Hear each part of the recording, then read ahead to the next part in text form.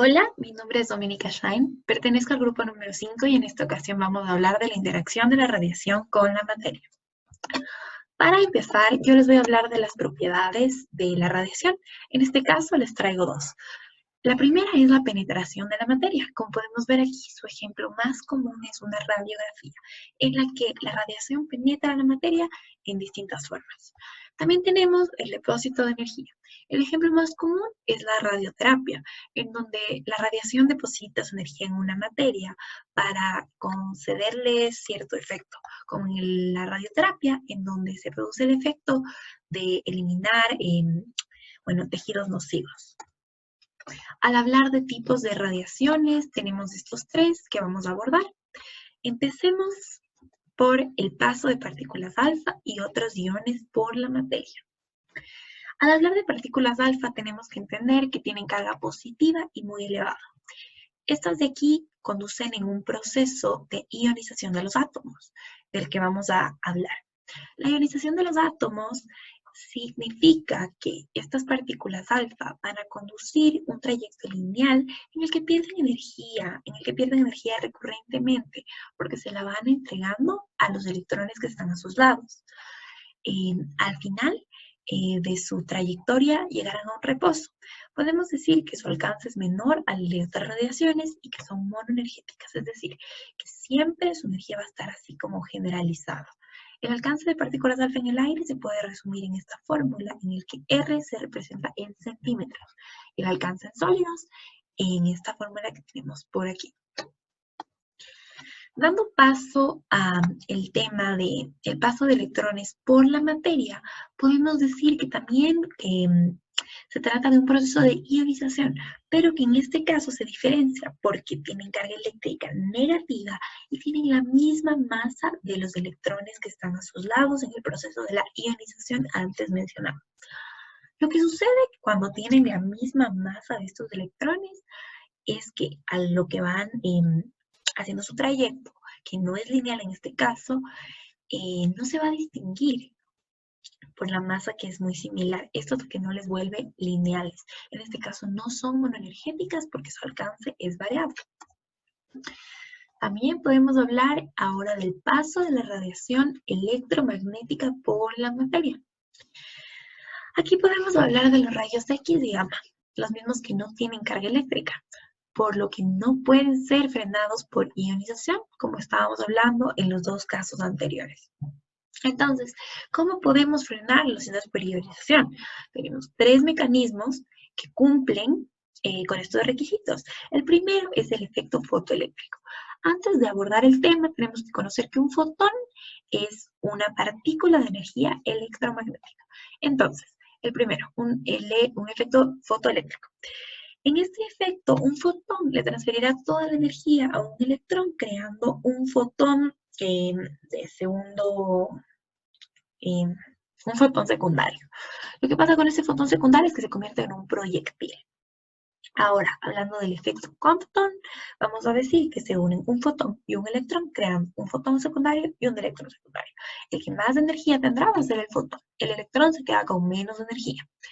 En el caso de la producción de pares, por otro lado, tenemos que un fotón se acerca a un núcleo entregando su energía y creando un electrón-positrón, del cual de este electrón-positrón van a salir dos fotones. Y tenemos que recalcar que un positrón es un elemento de aniquilación. ¿Por qué? Porque un positrón está compuesto de antimateria. Esta no puede sobrevivir mucho tiempo en la materia.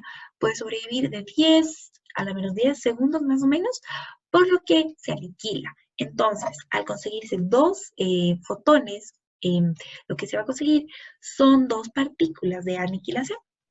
Y para finalizar, podemos decir que las energías de estos tres, o que estos tres producen, son baja. La energía baja, o la que se conoce como rayos X, es producida por el efecto fotoeléctrico. Por otro lado, la media es producida por el efecto Compton. Y por último, la tercera, la alta, es producida por la producción de pares. Paso de neutrones por la materia. Los neutrones tienen una masa casi igual a la del protón.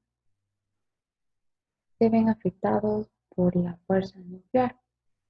En consecuencia, no ionizan directamente a los materiales por no interaccionar con los electrones. El único efecto que pueden producir es chocar directamente con el núcleo. Como esto es poco probable, pueden recorrer distancias de algunos centímetros sin sufrir ninguna colisión.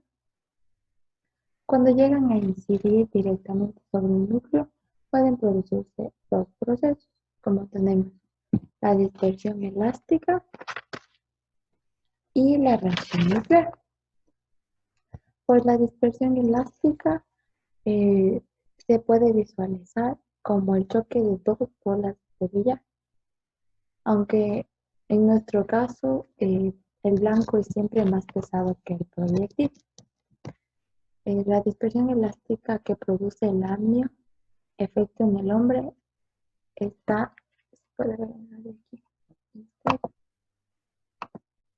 este de aquí. Como podemos ver ahí, en esta dispersión, el neutrón puede transferir la totalidad de su energía al protón por tener los dos la misma masa. En la reacción nuclear, en estas reacciones el neutrón, es absorbido por el núcleo, emitiéndose después otras radiaciones. Los neutrones pueden inducir más tipos de reacción nuclear, emitiéndose, por ejemplo, los protones, las partículas alfa, los neutrones y combinaciones de estos. La reacción nuclear inducida por neutrones que mayor daño produce en el hombre sucede principalmente a bajas energías de neutrón, como podemos ver en la de aquí. Pues ahora les voy a hablar sobre las unidades de medida de radiación y dosis. Existen varias unidades para medir la exposición a la radiación y a la dosis. Vamos a ver aquí. Los efectos dañinos de la radiación ionizante se debe a la energía absorbida por las células y los tejidos que la forman. La energía absorbida produce descomposición de las moléculas presentes. Descompone las moléculas presentes. Y para poder medir y compartir las energías absorbidas por el tejido, es necesario definir ciertos conceptos, como es exposición, dosis absorbida y dosis equivalente, así como las unidades correspondientes de cada uno de estos de aquí. Estas unidades de Rad, de Gray, Röntgen, entre otras, vienen a reemplazar a Curie, Rad y Rem, las cuales son unidades tradicionales antiguas. La exposición es la de Röntgen, que es reemplazada por una R mayúscula. Es la medida de la ionización producida por una radiación. Unidades del Röntgen, como les dije, un Röntgen de la R mayúscula es la exposición de rayos X o gamma recibida por un kilogramo de aire en condiciones estándar de presión y temperatura. Como podemos ver, si se produce un número de pares de iones equivalente a 2,58 por 10 a la menos 4 columbos, como la carga de un ion es 1,602 por 10 a la menos 19 columbos, esto equivale a que se produzcan 1,61 por 10 a la 15 pares de iones sobre kilogramo de aire. Y esto en condiciones estándar de presión y temperatura. En resumen, podemos ver aquí, digamos, del número de iones producidos en aire por un Röntgen, se puede calcular la energía empleada. Si se recuerda que la energía necesaria para cada ionización del aire es de 34 electrovoltios, equivalente a 5,4 por 10 a la menos 18 joules, se representa con una J mayúscula. Vamos a ver aquí, un Röntgen es igual a 0,008 0,69 joules sobre kilogramo de aire. Y como en tejido la energía de ionización es diferente que en aire, esta cambia, y sería igual a 0,0096 joules sobre kilogramo de tejido. Tenemos la dosis absorbida, el rate y el radio. La dosis absorbida, representada por una B mayúscula, como vemos aquí, como la energía depositada por una unidad de masa, independientemente de qué material se trate. Un concepto diferente al que se obtenía antes. En el sistema internacional, la unidad de dosis absorbida es el gray, definido como lo que sigue aquí. Un gray es igual a un joule sobre kilogramo. Y la unidad antigua de la dosis absorbida es el rad, como vemos aquí, que un gray es igual a un rad, es igual a 0,0 joules sobre kilogramo. Como se puede ver aquí, un rad es igual a 0,01 gray y un 0,01 gray es igual a 1 centímetro de gray. Debemos saber que un rodhead deposita en tejido una dosis de 0,96 rad, que podemos ver que es casi un rad, por lo que con frecuencia estas dos unidades suelen confundirse. Bueno, mi nombre es Emily Jaramillo y continuando con la exposición de mi compañera, yo les voy a hablar acerca de la dosis equivalente, el Sievert y el REM. Aunque todas las radiaciones ionizantes son capaces de producir efectos biológicos similares, una cierta dosis absorbida puede producir efectos de magnitudes distintas según el tipo de radiación de que se trate. Esta diferencia de comportamiento ha llevado a definir una cantidad llamada factor de calidad para cada tipo de radiación, a la que nombraremos Q. Se selecciona arbitrariamente Q igual a 1 para rayos X y gamma. Es así que el factor de calidad es una medida de los efectos biológicos producidos por las distintas radiaciones, a las que compararemos con los producidos por los rayos X y gamma con valor de 1 para la dosis absorbida dada. El factor de calidad, Q, dependerá de la densidad de ionización de las diferentes radiaciones. Es así que tenemos la siguiente fórmula que calculará la dosis equivalente. Medidos en el sistema internacional, tenemos que la dosis equivalente se calcule en Sievert.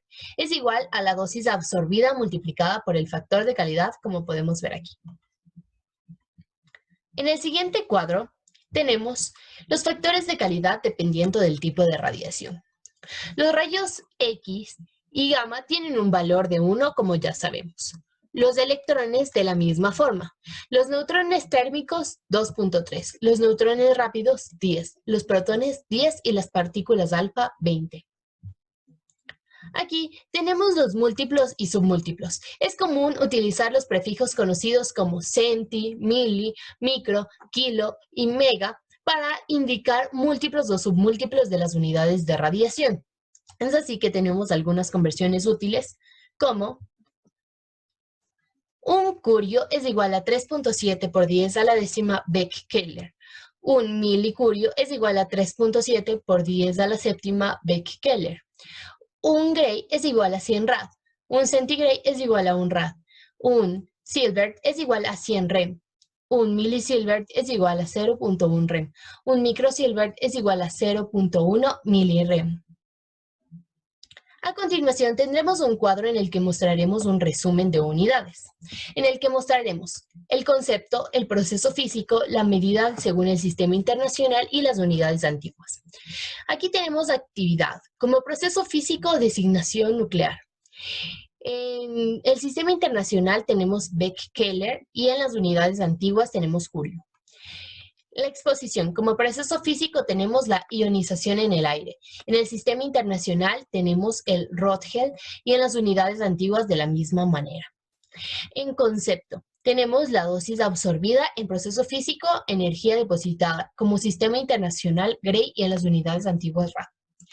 En el concepto tenemos dosis equivalente, como proceso físico, un efecto biológico. En el sistema internacional lo mediremos con Sievert y en las unidades antiguas lo medíamos con REM. Y por último, la tasa o razón de dosis. Las unidades de dosis absorbida y dosis equivalente expresan la cantidad de radiación total recibida. Es así que para controlar el riesgo por radiación también es necesario conocer la rapidez con la cual se recibe la dosis. Entonces, para conocer esta, determinamos dividiendo la dosis recibida entre el intervalo de tiempo y a todo esto multiplicándolo por el tiempo de exposición. Muchas gracias por su atención.